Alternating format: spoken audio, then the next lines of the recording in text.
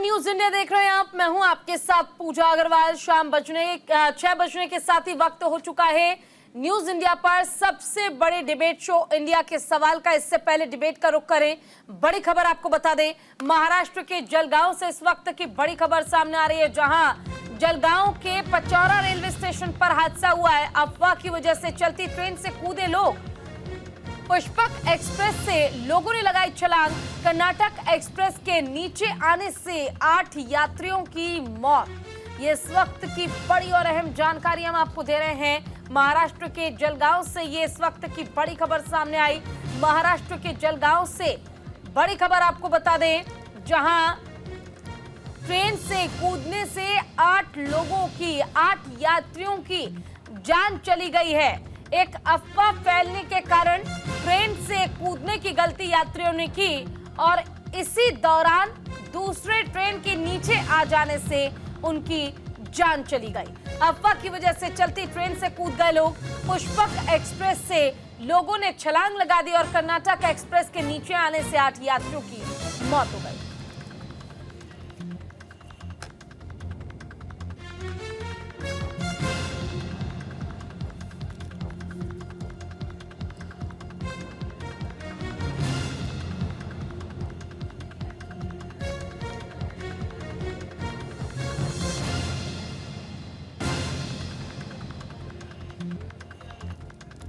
तो महाराष्ट्र के जलगांव से इस वक्त की बड़ी खबर आपको बता दें। कर्नाटक एक्सप्रेस के नीचे आने से 8 लोगों की मौत हो गई है। जलगांव के पचौरा रेलवे स्टेशन के पास यह हादसा हुआ।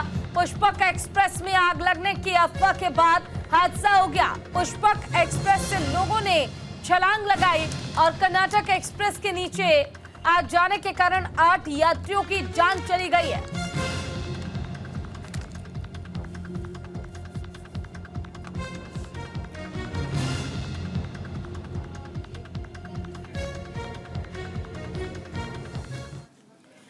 और अब बारी डिबेट की। देखिए, दिल्ली में विधानसभा चुनाव 5 फरवरी को होने हैं। दिल्ली की 70 सीटों का दंगल चरम पर है। दिल्ली में ट्रायंगुलर फाइट नजर आ रही है। आप पर सत्ता बचाने की चुनौती है तो बीजेपी और कांग्रेस पर हर हाल में दिल्ली फतह करना एक बहुत बड़ी जिम्मेदारी है। ऐसे में साफ है कि दिल्ली में शासन कर रही आम आदमी पार्टी सेंटर में है और दोनों तरफ से बीजेपी और कांग्रेस हमलावर है। कांग्रेस भ्रष्टाचार को मुद्दा बनाकर केजरीवाल पर हमलावर है, तो वहीं बीजेपी गरीबों का मसीहा समझने वाली आप पर गरीबों के हित की अनदेखी का आरोप लगा रही है। केजरीवाल पर शीश महल वाला मिसाइल दाग रही है, वो मुद्दा बना रही है। और इसी कड़ी में पीएम मोदी ने केजरीवाल की पार्टी पर गंभीर आरोप भी लगाए। उन्होंने कहा कि आपने 10 साल तक गरीबों को देखा ही नहीं, अब आप झूठे वादे फिर से कर रही है। वहीं पीएम मोदी के वार के बाद केजरीवाल ने दिल्ली के दंगल में मिडिल क्लास वाला दांव चल दिया है। जी हां, उन्होंने केंद्र सरकार से मिडिल क्लास के लिए 7 मांगे रख दी हैं। केजरीवाल ने कहा है कि मिडिल क्लास टैक्स टेररिज्म से त्रस्त है, लिहाजा दिल्ली की लड़ाई अब गरीब और मध्यम वर्ग यानी कि मिडिल क्लास के प्लेटफॉर्म पर आ चुकी है। ऐसे में अब गरीब और मध्यम वर्ग का दांव कितना परफॉर्म करता है, इसका नतीजा 8 फरवरी को पता लग जाएगा। लेकिन इस मसले पर चर्चा करने के लिए हमारे साथ मेहमानों का एक बड़ा पैनल जुड़ चुका है। लेकिन उससे पहले एक बहुत छोटी सी रिपोर्ट हम आपको दिखाएंगे। रिपोर्ट देखिए, फिर चर्चा में आगे बढ़ेंगे।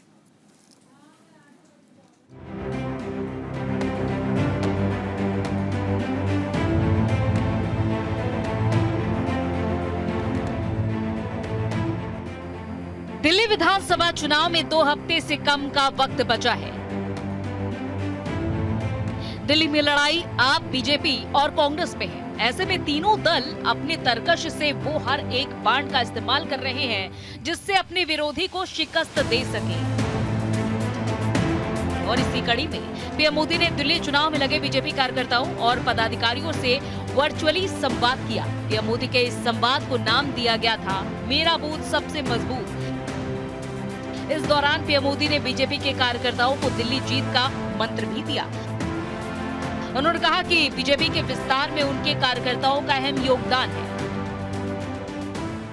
सुंदर जी, बहुत अच्छा, मुझे खुशी इस बात से हुई कि आप सिर्फ लोगों को पर्चा देकर के आगे नहीं निकल रहे हैं, आप उनसे बातें कर रहे हैं, उनके मन को समझने की कोशिश कर रहे हैं, और मुझे पक्का विश्वास है कि आपके साथ जितने लोगों ने सम्मा की बातें सुनी होगी, उनका माथा गर्व से ऊंचा हो गया होगा। आपने दिल्ली वालों से किया छलावा। पीएम मोदी ने पहले पार्टी के कार्यकर्ताओं में उत्साह भरा और लगे हाथ दिल्ली की आप सरकार पर जोरदार प्रहार भी किया। उन्होंने आम आदमी पार्टी पर तंज कसते हुए कहा कि आपने लोगों के साथ विश्वासघात किया है। पीएम मोदी ने कांग्रेस को भी नहीं बख्शा। मोदी ने कहा कि लोग कांग्रेस और आपदा वालों से ऊब चुके हैं। आपदा वाले रोज नई घोषणा कर रहे हैं। आपदा वाले हार रहे हैं, इसलिए रोज घोषणा कर रहे हैं। आम आदमी पार्टी ने 10 साल तक गरीबों को देखा नहीं और अब झूठे वादे फिर से कर रहे हैं। इससे दिल्ली को उबारना है। दिल्ली वाले आप वालों की आपदा और उनके झूठ, उनके फरेब अब उब चुके हैं जी। पहले कांग्रेस ने और फिर आपदा वालों ने आपदा ने दिल्ली के लोगों से बहुत विश्वासघात किया है। एक बात आपको समझनी है, आपकी ये आपदा वाले जो हैं, वो आज आपने देखा होगा हर दिन एक नई घोषणा करते हैं। क्यों करनी पड़ रही है? पहले के चुनाव में तो ऐसा नहीं करना पड़ा था। इसका मतलब है कि रोज उनको पराजय की नई नई खबरें मिलती जा रही है कि ये किला गया, ये मोहल्ला गया, ये इलाका गया, ये चाल गई, ये कॉलोनी गई, और इतने डरे हैं कि रोज उनको एक नई घोषणा लेकर के सुबह सुबह आ जाना पड़ता है, नया अनाउंसमेंट लेकर के आना पड़ता है। लेकिन अब दिल्ली की जनता को उनका ये नर्वसनेस जो है ना, इसका पूरा पता चल गया है और ये खेल भी लोग समझ गए। बीजेपी के लगातार वार का केजरीवाल ने अपने तरीके से काउंटर किया। आम आदमी पार्टी के संयोजक केजरीवाल ने अपना पैंतरा बदलते हुए अब मिडिल क्लास पर दांव खेला। उन्होंने कहा कि दिल्ली आप मिडिल क्लास के लिए अलग से मैनिफेस्टो लाएगी और ये इतिहास में पहली बार होगा। इतना ही नहीं, केजरीवाल ने मध्यम वर्ग के लिए 7 सूत्रीय मांग भी रखी। केजरीवाल ने कहा कि मध्यम वर्ग टैक्स टेररिज्म से पीड़ित है। आप ही के पैसों से फ्री बिजली मिलती है, आप ही के पैसे से फ्री पानी मिलता है, आप ही के पैसे से ऐशो आराम की सारी सुविधाएं मिलती है, तब उसे फ्री की रेवड़ी नहीं कहते। हमने दिल्ली में मिडिल क्लास को राहत देने की पूरी कोशिश की और आगे भी हम करते रहेंगे। मिडिल क्लास को ऊपर पहुंचाने में कोई कसर नहीं छोड़ेंगे, उनको राहत देने में कोई कसर नहीं छोड़ेंगे। और आज हम केंद्र सरकार से भी ये अपील करते हैं कि हमारे देश के असली सुपर पावर भारत के मिडिल क्लास को पहचाने। आज मैं ये ऐलान करता हूं कि मैं और आम आदमी पार्टी सड़क से लेके संसद तक मिडिल क्लास की आवाज बनेंगे, उनकी आवाज उठाएंगे, उनके मुद्दों को उठाएंगे। आज से 2 हफ्ते के बाद देश का अगला बजट आने वाला है। इस लोकसभा के सत्र में आम आदमी पार्टी के सांसद मिडिल क्लास के मुद्दे संसद में उठाएंगे। मिडिल क्लास की आवाज की गूंज अब संसद में सुनी जाएगी। हम ये मांग करते हैं कि देश का अगला बजट मिडिल क्लास को समर्पित हो। बहरहाल दिल्ली के दंगल में चुनावी घोषणा का अंत होता दिख नहीं रहा है। लगता ये है कि सियासी दल इस बार वादों की बुनियाद पर सियासी लड़ाई लड़ रहे हैं, क्योंकि बीजेपी 2 मैनिफेस्टो जारी कर चुकी है, तो वहीं केजरीवाल हर रोज दिल्ली वालों से नए वादे कर रहे हैं। कुल मिलाकर दिल्ली विधानसभा चुनाव में नैरेटिव बदल गया है। देखना यह है कि वादों की बुनियाद पर लड़ा जा रहा चुनाव 8 फरवरी को दिल्ली की कुर्सी तक किसे पहुंचाता है। न्यूज इंडिया के लिए भानु प्रकाश की रिपोर्ट।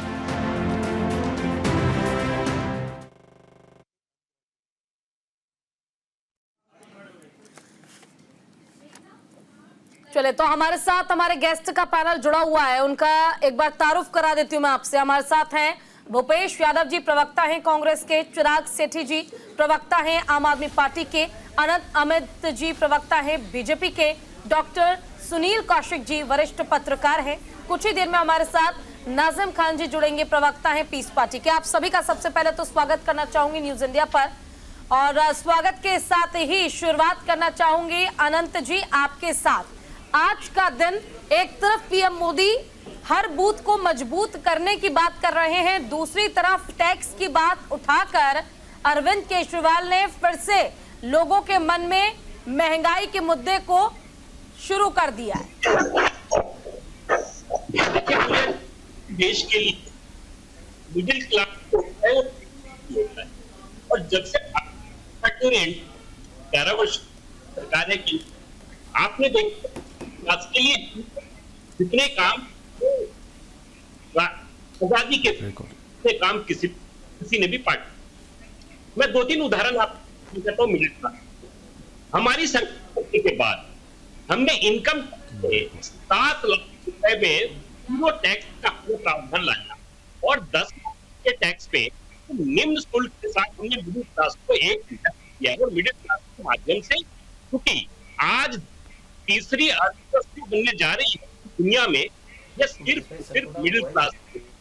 किसी भी देश क्रिएटिव काम वेल्थ। आनंद जी, हो सकता है नेटवर्क इशू की वजह से आपकी आवाज ठीक से नहीं आ रही है। मैं अपनी टीम से चाहूंगी कि वो ठीक करे इस प्रॉब्लम को। जब तक चिराग जी आपके पास आना चाहूंगी, प्रवक्ता हैं आम आदमी पार्टी के, और प्रवक्ता के साथ ही देखिए अरविंद केजरीवाल जितनी बुलंदी के साथ कह सकते हैं दिल्ली में बराबर की टक्कर दे रहे हैं बीजेपी को। आज के टाइम में सबसे बड़ी पार्टी बीजेपी और दमदार पार्टी के तौर पर भी अगर हम देखें तो भारतीय जनता पार्टी खुद को मानती है, लेकिन अगर बीजेपी को दिल्ली में, देश की राजधानी में अगर कोई टक्कर दे पा रहा है तो वो आम आदमी पार्टी है। क्या कहेंगे? टैक्स के मुद्दे को उठा दिया है, 7 मांगे की है अरविंद केजरीवाल ने। सारे पैनलिस्ट को भी। पूजा जी, आज पहली बार नहीं है कि जब हमने भाजपा को धराशायी किया, और ये एक पॉलिटिकल लड़ाई है जहां पर हमारी जो सुविधाएं हैं हम जनता के पास लेकर जाते हैं। और आपको याद होगा 2015 में भी 67 सीटों पर हम आ गए थे और 2020 में 62 पर। तो कहीं ना कहीं दिल्ली की जनता जानती है कि अगर अरविंद केजरीवाल जी ने कोई बात करी है, कोई वादा किया है, तो वो गारंटी के साथ कहलाता है। आज अरविंद केजरीवाल जी ने बोला वो वर्ग जो सबसे ज्यादा टैक्स देता है, आज उनको उसकी जगह पर क्या मिलता है। उनकी कुछ डिमांड थी कि अगर आप एजुकेशन पे ज्यादा स्पेंड करें, 2% की जगह अगर आप 10% बजट जो है वो एजुकेशन पे लगाते हैं तो ज्यादा बच्चे शिक्षित होंगे और एक ही जनरेशन में वो बच्चा जो है अपने परिवार को गरीबी से बाहर निकाल सकता है। उन्होंने बात करी वो 7 लाख का जो टैक्स फ्री आपका स्लैब है उसको बढ़ाकर 10 लाख करने की बात करी। उन्होंने इस तरह की घोषणाएं करी कि आप जो हेल्थ है, हेल्थ पर थोड़ा स्पेंड बढ़ाइए। वो लोग जिन्होंने पूरी जिंदगी टैक्स दिया और उसके बाद जब वो 60 साल के होते हैं तो उनके पास इतना भी पैसा नहीं होता कि वो अपने हेल्थ के ऊपर काम कर सके, तो आप उनकी हेल्थ को कैसे सिक्योर करेंगे। तो कहीं ना कहीं आज वो मिडिल क्लास जिसकी आवाज कोई नहीं सुनता था, जिस पर सिर्फ और सिर्फ महंगाई का बोझ डाला जाता था, आज हम उनकी बात करें। आज हम बात कर रहे हैं स्कूलों की फीस को एडमिट करने की। आपको जानकर हैरानी होगी कि कई ऐसे केसेस हैं जहां पर 2011 में बच्चा पास आउट हुआ, 2016-17 में जाकर उससे जो बड़ी हुई फीस ली गई थी वो दिल्ली में उनको वापस करी गई। दिल्ली की सरकार ने इस तरह के प्रावधान लाए कि वो बच्चे को वो स्कूल की फीस 5 साल बाद जाके वापस आई, और ऐसे बहुत सारे डॉक्यूमेंट्री एविडेंस है।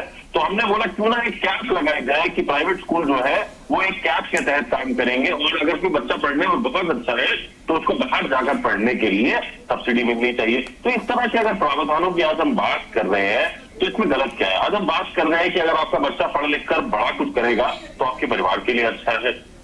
आप टैक्स तो सबसे ज्यादा देते ही है, आप चाहे वो जीएसटी के फॉर्म में हो, चाहे वो इनकम टैक्स की फॉर्म में हो, आप दे तो नहीं है। आप पॉपकॉर्न खाने जा रहे हैं तो आप टैक्स दे रहे हैं, उसको नमक डालते हैं तो 18%, उसमें चीनी डाल देते हैं तो 28% हो जाता है। अगर आप दही लेने जाते हैं तो टैक्स है, पनीर लेने जाते हैं तो टैक्स है, दूध लेने जाते हैं तो टैक्स है, पूजा सामान लेते हैं तो टैक्स है। तो इसका मतलब आप टैक्स तो दे रहे हैं अपनी पूरी जिंदगी में, पर उस टैक्स से आपको मिल क्या रहा है। दिल्ली की सरकार की अगर आप बात करें, दिल्ली की सरकार आपको बिजली फ्री देती है, पानी फ्री देती है, अच्छे स्कूल देती है, मोहल्ला क्लिनिक देती है, अस्पताल देती है, महिलाओं को फ्री बस सफर देती है। तो आपका पैसा अगर आपको वापस मिलता है तो इसमें गलत क्या चीज है। ये एक इफेक्ट है जिसके थ्रू आप इकोनॉमी में पैसा डालते हैं, लोगों के हाथ में पैसा आता है, वो जो पैसे बचाते हैं वो अपने बच्चों पर खर्चते हैं, उनके लिए कुछ कपड़े लेते हैं, उनके लिए कुछ मिठाई लेते हैं, जिससे इकोनॉमी में पैसा आता है। तो कहीं ना कहीं आज अगर एक आम आदमी के हाथ में पैसा आ रहा है वो ज्यादा जरूरी है, ज्यादा देर किसी इंडस्ट्रियलिस्ट के हाथ में जा रहा है, किसी ऐसे व्यापारी के हाथ में जा रहा है जो पैसा जो स्वेल में भेज जिसको लाने की बात प्रधानमंत्री ने आज से 10 साल पहले करी थी कि सबके अकाउंट में 15-15 लाख रुपए आएंगे। आज कितने लोगों के अकाउंट में 15 लाख रुपए आए? ये हमारे गेस्ट का पैनल हमारे साथ जुड़ा हुआ है, उनका रुख कर लेते हैं। भूपेश यादव जी, आपके पास आना चाहूंगी, प्रवक्ता हैं कांग्रेस के। भूपेश जी, देखिए पूरी लड़ाई दिल्ली विधानसभा चुनाव की बीजेपी और आप के बीच नजर आ रही है। बेशक से आज राहुल गांधी सदर जा रहे हैं, लेकिन फिर भी कांग्रेस को चुनाव में कंसीडर नहीं किया जा रहा है। न तो पब्लिक सीरियस ले रही है और ना ही कोई पार्टी सीरियस ले रही है। उन्हें क्या कहना चाहेंगे आप? मैडम, ये तो आने वाला समय ही बताएगा कि कांग्रेस को कौन सीरियस ले रहा है या कौन नहीं ले रहा है। हाँ। दिल्ली की जनता को कांग्रेस पे पूरा विश्वास है। दिल्ली की जनता कांग्रेस की तरफ निगाहें उठा के देख रही है कि आने वाले समय में कांग्रेस आएगी और कांग्रेस फिर से दिल्ली को उनकी लौटी हुई शान को लौटाएगी। आप वॉल्यूम, इसमें डिस्टर्बेंस आ रही है मेरी को, आपकी आवाज ना बोलते रहिए, गूंज रही है। बोलते रहिए। ऑडियो ठीक कराएंगे प्लीज? ठीक है, मैं बोलती हूँ अपनी टीम को ऑडियो ठीक कराए। लेकिन डॉक्टर सुनील कौशिक जी हमारे साथ जुड़े हुए हैं, वरिष्ठ पत्रकार हैं। मैं दोबारा आऊंगी आपके पास, जब तक जो प्रॉब्लम है उसे ठीक करने की कोशिश करते हैं। सुनील जी, देखिए तिकोनिया मुकाबला है बीजेपी आप और कांग्रेस का, लेकिन ये मुकाबला सब जानते हैं कि कैसा नजर आ रहा है दिल्ली का।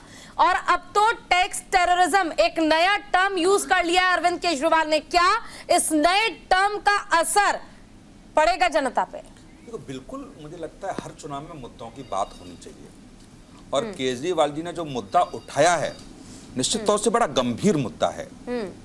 मिडिल क्लास है कौन? मिडिल क्लास की परिभाषा क्या है? मिडिल क्लास पे क्या कभी सरकार ने सर्वे कराया क्या?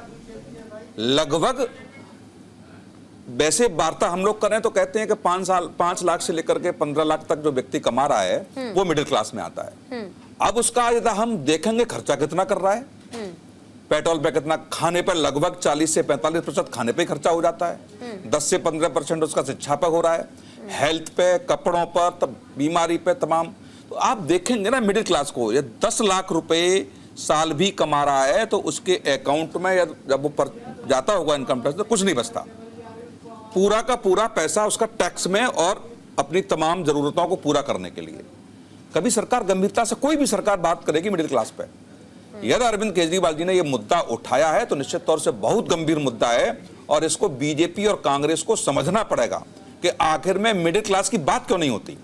गरीब क्लास को आपने कह दिया कि गरीबी रेखा से जो नीचे हमको ये देंगे वो देंगे, गरीबी रेखा के लिए तमाम लोगों की योजना है, लेकिन मिडिल क्लास मुझे लगता है कई दशकों से अलग थलग सा पड़ा महसूस कर रहा है। निश्चित तौर से मुझे लगता है चुनाव में ये मुद्दा केजरीवाल जी ने उठाया है तो ये मुद्दा मुद्दे की तरह होना चाहिए, और उस मुद्दे को समझ कर दिल्ली की जनता को वोट भी करना चाहिए। नाजिम जी, पीस पार्टी है, चुनाव में उतरे हुए हैं, लेकिन मुद्दे तमाम मुद्दों पर नाजिम जी जब भी आप आते हैं और कहते हैं कि काम अब तक कोई भी सरकार नहीं कर पाई, कांग्रेस कहती है, बीजेपी कहती है, आप कहती है हम करेंगे, लेकिन अब नाजिम जी कहते हैं कि पीस पार्टी बदलाव लाएगी दिल्ली में। क्या कहेंगे टैक्स टेररिज्म को लेकर और अपनी पार्टी को लेकर चुनाव के दरमियान?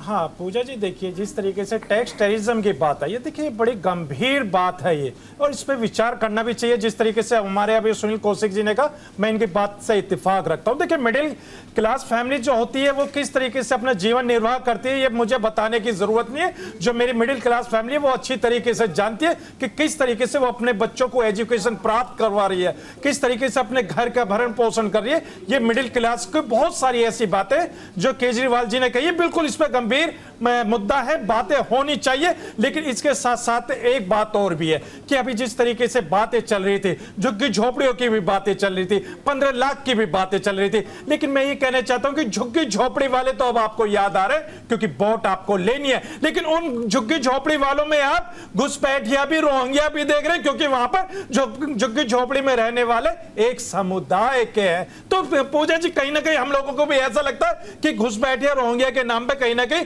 एक समुदाय को अलग थलग करने की कोशिश करी जा रही है, क्योंकि अगर कहीं भी कोई मुस्लिम समुदाय का जाता है तो उससे सीधा यह पूछा जाता है कि बता दीजिए आप घुसपैठिया तो नहीं है क्या? आज क्या वोट देने के देने के लिए क्या अपनी आइडेंटिटी इस तरीके से हम लोगों को बतानी पड़ेगी या हमारी आइडेंटिटी ये लोग जानेंगे?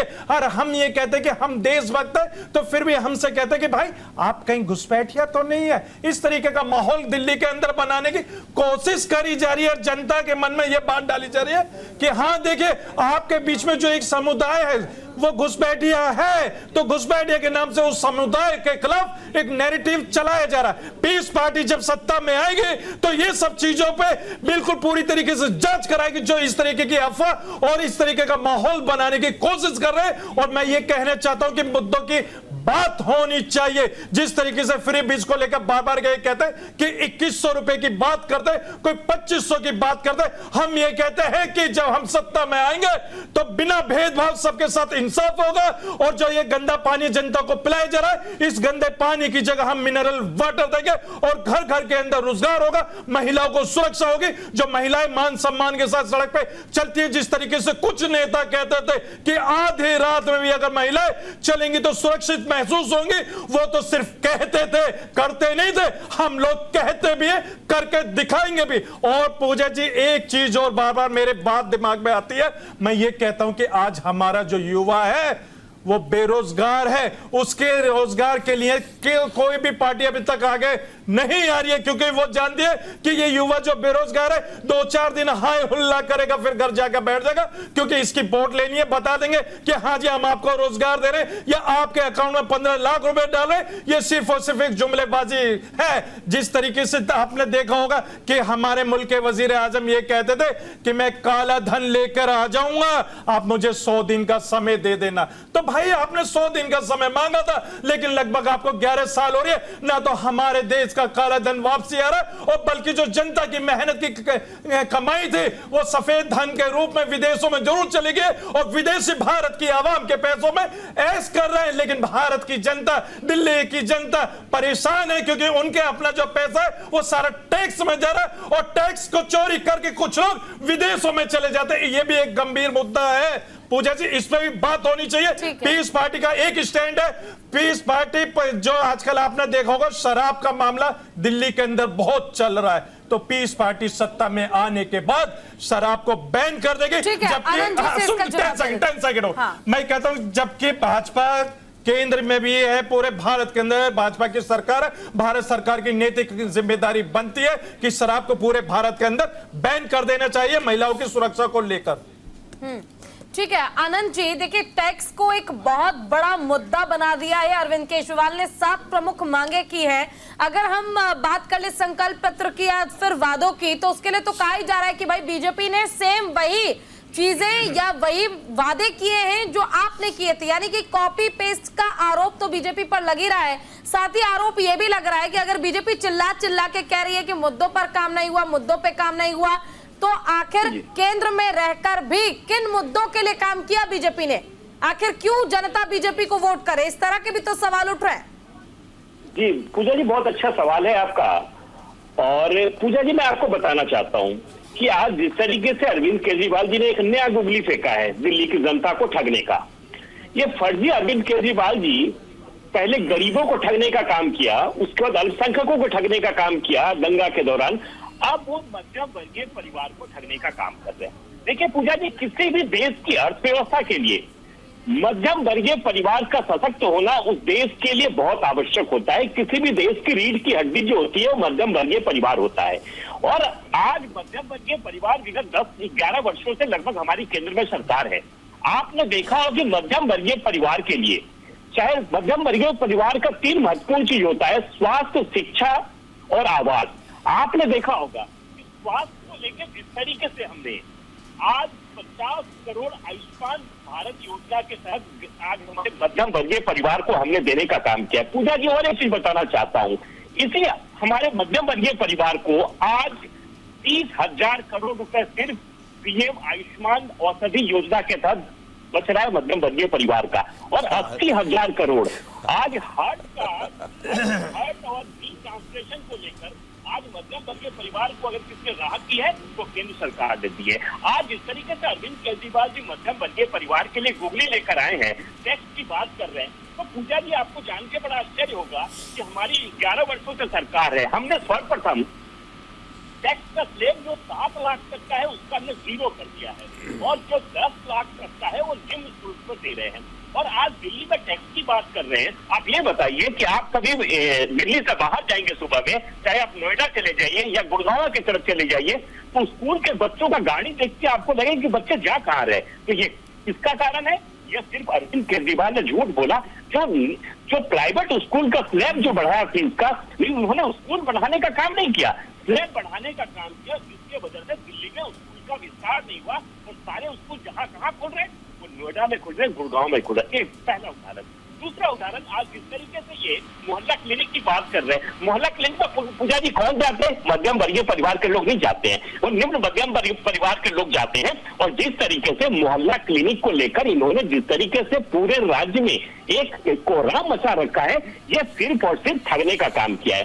और आज हम बार बार ये कह रहे हैं कि दिल्ली की जनता को सिर्फ और सिर्फ आप जो 7 मांग लेकर आए हैं पूजा जी, ये अगर कोई पूरा कर सकता है तो केंद्र की सरकार कर सकती है, और दिल्ली में हमारी भाजपा ये तो सिर्फ जुमलेबाजी हो गई ना, ये तो सिर्फ जुमलेबाजी हो गई। चिराग सेठी जी हमारे साथ जुड़े हुए, वो कुछ कहना चाहते हैं, बोलिए चिराग जी।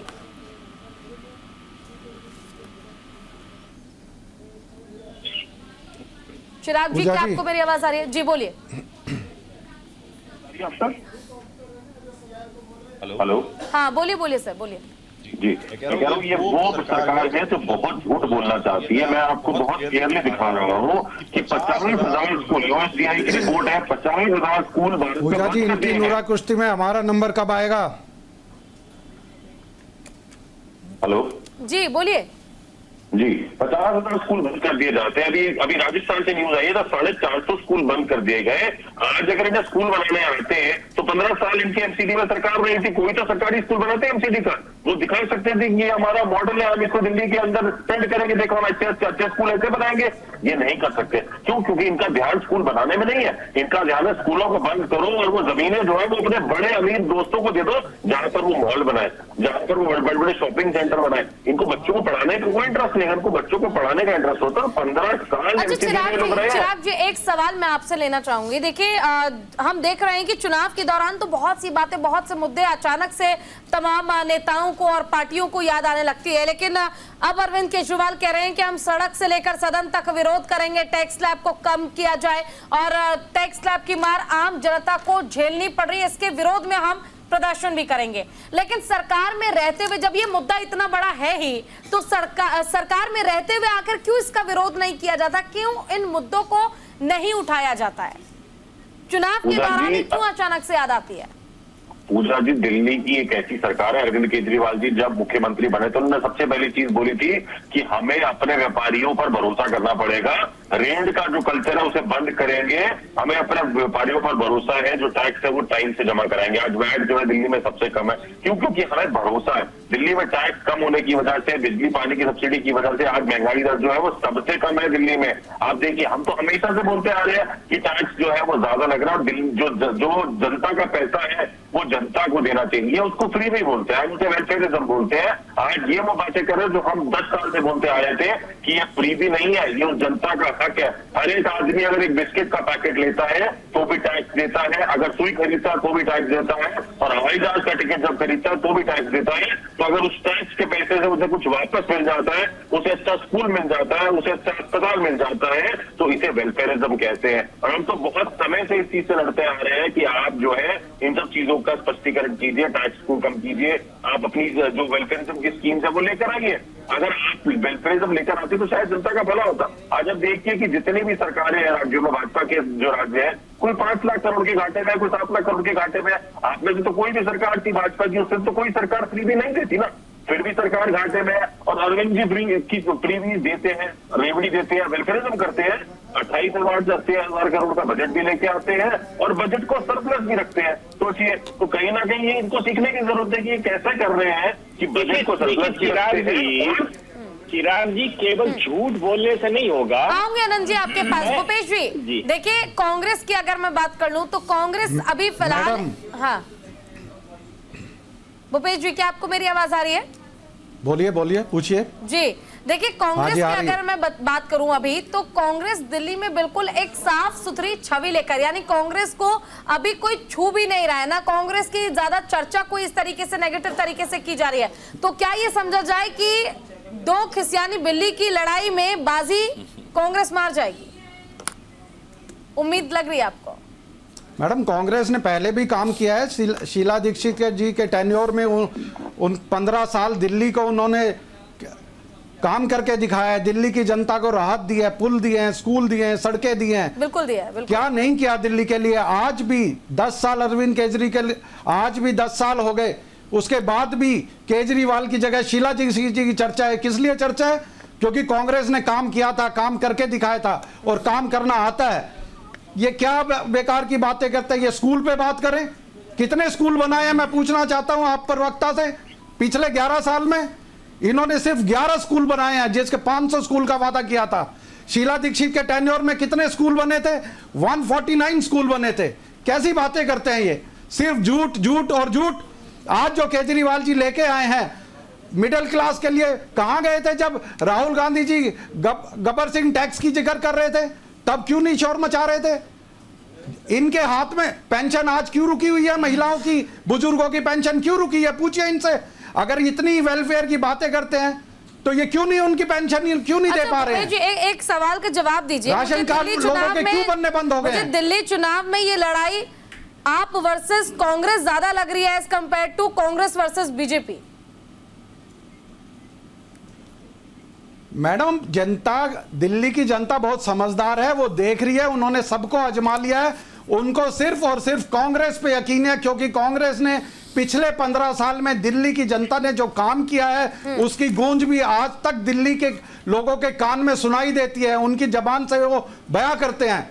तो मुझे पूरी उम्मीद है, दिल्ली की जनता पे विश्वास है कि आने वाले समय में दिल्ली में कांग्रेस की सरकार बनेगी और हमने जो दिल्ली के लिए काम किया था और दोबारा करके दिखाएंगे। अच्छा कौशिक जी, काफी देर से देख रही हूँ, काफी मुस्कुरा भी रहे जवाब सुन के, क्या कहेंगे? मुस्कुरा नहीं है, अब सारे प्रवक्ता तो अपनी अपने ऐसे बखान कर देते हैं। अब आप ये बताइए, आयुष्मान कार्ड जो बनाया है भारतीय जनता पार्टी ने दिया है, उसमें मिडिल क्लास के लिए कुछ है क्या? जिसके पास बाइक होगी, टीवी होगी, वो अरे उसको दिल्ली आयुष्मान कार्ड नहीं मिलेगा। जो कांग्रेस ने 25 लाख रुपए की गारंटी दी है, वो तो कर्नाटक कांग्रेस ने 25 लाख की गारंटी दी है, कर्नाटक में देख रहे हैं वो तो कर्नाटक में कांग्रेस का भी दिख रहा है, हिमाचल में देख रहे हैं, हिमाचल में भी दिख रहा है। मैं देख रहा हूं, मैं बात राजस्थान की, वो सब जगह दिख रहा है। राजस्थान की, अब राजस्थान में पहुंच गए आप, की हालत देख लीजिए। कर्नाटक हिमाचल गुजरात में कितने, कर्नाटक हिमाचल की बात नहीं करेंगे आप, अब राजस्थान में पहुंच गए आप। गुजरात की, अरे मैं कर्नाटक की बात कर रहा हूं। महिला सम्मान योजना पहले दिन पहली कैबिनेट में पास करके दी। कांग्रेस ने लोगों की जेब में पैसा डालने का काम किया है और जो भी कहा है करके दिखाया। हमारी गारंटी की गूंज आज तक लोगों के कान में। देखिए पूजा जी, सारे प्रवक्ता अपना अपना कह रहे हैं। जैसे मैंने कहा कि भारतीय जनता पार्टी ने आयुष्मान कार्ड के भी बता रहे थे बीजेपी के प्रवक्ता। मिडिल क्लास के लिए कुछ है क्या? राजस्थान आप भोजन की फ्री की राशन की दे रहे हैं, मिडिल क्लास के लिए है क्या? बिल्कुल बिल्कुल। मिडिल क्लास के लिए आपने बीमा दिया। 11 साल से आपकी सरकार है केंद्र में, मिडिल क्लास के लिए कौन सा एक चीज बताना भाजपा के प्रवक्ता कि स्पेशली मिडिल क्लास के लिए हमने ये रखा? एक मैं टाइम दे रहा हूं अपना, बता दीजिए मुझे। मैं तुझे जवाब दे दूं क्या इनका? जी बिल्कुल बोलिए जी। देखिए जिस तरीके से सुनील जी कह रहे हैं मिडिल क्लास के लिए, मैं एक नहीं, मैं सैकड़ों बता रहा हूँ। आज देश की 140 करोड़ आबादी में 80 करोड़ आबादी को मुफ्त अनाज अगर कोई दे रहा है तो केंद्र की सरकार दे रही है। और क्यों दे रही है? हाँ, ये इनकी उपलब्धि है। राशन कार्ड, ये मुझे अब सुन लीजिए ना, अब आपका जवाब आ गया ना। अरे आपका जवाब आ गया ना, सुन लीजिए ना, मैंने सुन लिया। अरे सुन लिया, मैंने सुन लिया ना आपके राशन का, जिसको राशन फ्री दे रहे हो उसकी नियमावली आपको पता है? जी बताइए, आपकी आवाज नहीं है, फिर से बोलिए। वो मिडिल क्लास है इनके लिए। नहीं, आपको पता है ना, वो मिडिल क्लास है। नहीं पता ना आपको कि जिनको राशन फ्री दे रहे हैं आप, 10 लाख रुपए से जैसा जिसकी आमदनी है वो मिडिल क्लास में आ रहा है और उसको राशन फ्री दे रहे हैं आप क्या? ये सब मुझे लगता है पूजा जी हवाई सब सारी चीजें हैं। निश्चित तौर से मुझे लगता है कि मिडिल क्लास की तरफ पिछले 3 दशक से कांग्रेस की सरकार भी रही और भारतीय जनता पार्टी की सरकार आई, मिडिल क्लास की तरफ किसी ने नहीं देखा बिल्कुल। हर और बार ये केजरीवाल जी ने मुद्दा उठाया है तो मुझे लगता है कि इस पे एक स्वस्थ पर चर्चा देश में होनी चाहिए कि आखिर में मिडिल क्लास जब 1 साल बाद रिटर्न भरने जाता है तो उसकी जेब में उसके अकाउंट में रह क्या जाता है। पिछले 5 साल और दूसरा सुन लीजिए ना भूपेश जी, आप भूपेश जी शीला दीक्षित जी ने इतना अच्छा काम किया होता तो आप सत्ता से बाहर नहीं हो गए होते। ठीक है, आपने काम किया पर आप सत्ता से बाहर हो गए, इसका मतलब दिल्ली की जनता ने आपको विपक्ष में बैठाने के लिए मजबूर कर दिया। इसको मानिए ना आप, ये तो अच्छा काम किया होता सत्ता से नहीं जाते। ये सत्ता से आप बाहर गए हैं, इसका मतलब कुछ चीजें दिल्ली की जनता को पसंद नहीं आई होंगी आपकी। मान रहे तभी तो विपक्ष में बैठे हैं। हाँ, मैं वही कह रहा हूं। तो अब जो पूजा जी ने कहा ये बहुत अच्छा सवाल था, क्या कांग्रेस वरिष्ठ आप है या भाजपा वरिष्ठ आप है? देखिए, आप देखिए दोनों पार्टियां विपक्ष में है, भाजपा भी विपक्ष में और कांग्रेस भी विपक्ष में है, तो झगड़ा तो दोनों का आपसे ही होगा। अभी केंद्र की सरकार तो है नहीं, तो दोनों भारतीय जनता पार्टी भी सवाल आपसे करेगी और कांग्रेस भी सवाल आपसे करेगी, इसमें तो कोई दो राय नहीं है। और ये केजरीवाल जी को भी मुझे लगता है कि सत्ता में आने से पहले, ये आपके प्रवक्ता बैठे हुए हैं, कोई भी पार्टी में बार बार चैनल पे कह रहा हूं कि जितनी भी घोषणाएं इस चुनाव में की हैं, चाहे वो भाजपा आ जाए चाहे वो आप पार्टी की सरकार आ जाए, जितना बजट दिल्ली में है उतने ही बजट की आवश्यकता पड़ेगी। और मुझे लगता है कोई भी राजनीतिक दल जो सत्ता में आएगा और जो घोषणा की है, मैं दावे के साथ कह सकता हूं कि सारी की सारी पूरी नहीं कर सकता। ये केवल दिल्ली की जनता के साथ धोखा है, केवल दिल्ली की जनता के साथ धोखा है। कम से कम मुझे लगता है जैसे पीस पार्टी के प्रवक्ता ने कहा कि साहब रोजगार की तो कोई बात ही नहीं कर रहा है। अब रोजगार की आवश्यकता क्या है? क्या आवश्यकता है? भोजन फ्री मिल रहा है, ठीक है, इलाज फ्री हो रहा है, 2100 रुपए फ्री मिल रहे हैं, 500 रुपए का सिलेंडर आएगा, बच्चों को एजुकेशन फ्री मिलेगी।